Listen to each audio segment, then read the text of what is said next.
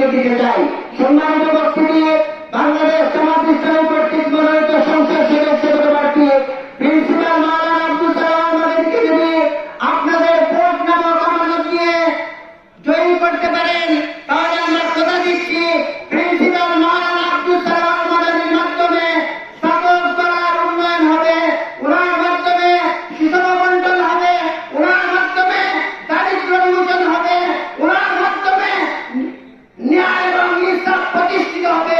বাংলাদেশ জামাত ইসলামী একটি মানবিক কল্যাণময় রাষ্ট্র প্রতিষ্ঠার স্লোগান নিয়ে যে কাজ করে যাচ্ছে, আপনারা যদি আমাদেরকে সহযোগিতা করেন, ভোট দেন, আমাদের পাশে দাঁড়ান, আপনাদের সবার সমন্বয়ে একটি মানবিক ইনসাফপূর্ণ কল্যাণময় রাষ্ট্র প্রতিষ্ঠা করবেন ইনশাআল্লাহ। সেই জন্য আপনাদের সবার সহযোগিতা কামনা করে আপনারা সবাই আমাদের ডাকে সাড়া দিয়ে আজকের এই প্রোগ্রামে উপস্থিত হয়েছেন। সবাইকে বাংলাদেশ জামাত ইসলামী ছাত্র প্রতিরক্ষা শাখার পক্ষ থেকে